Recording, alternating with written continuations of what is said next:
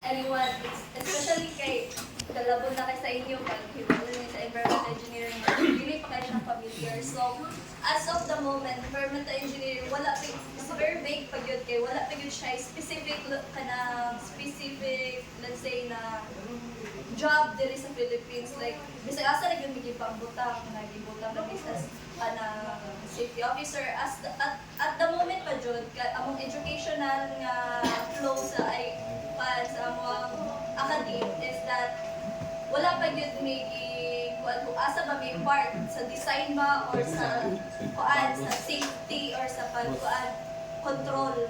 So, murag mag-ilog mi sa trabaho sa mga chemical engineers gani. Pero di pa nikamutan na sa among na specific na medyo nag-design kay nagit mi sa engineer na side. So, karon kami is mas major din mi sa wastewater. Mag-treat mi sa wastewater. So, ang among ginabuhat sa among university is to implement a design to properly treat wastewater sa mga industry. And ang among thesis is wastewater, which is electrocoagulation, but specifically on treatment sa dye.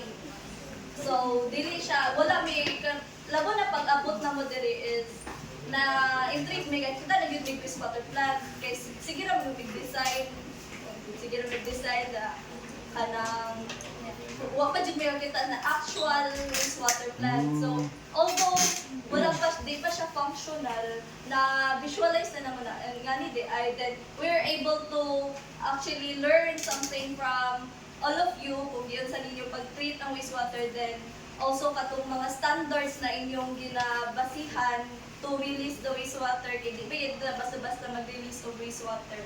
So, dito na dito ang among knowledge. So, kaning abot sa other department which is katong pest control, wag may background nga na apple far, wag may background nga na. So, intriguing kayo sa amon na we're able to learn kanang other departments na more bitag mo intertwined na sila ay more connected mo sila sa the word safety kasi dili na dahil focus nga hinabutang.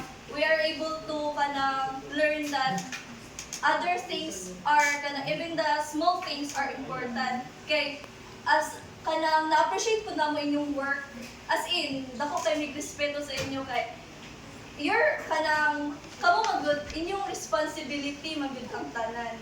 So even kanang inyong words kanang importante kaayo, even mag-ingon na mo na where your hard hat or mag-check mo sa kanang safety lang sa environment, kanang we're able to actually learn from Sir Ariel kanang itong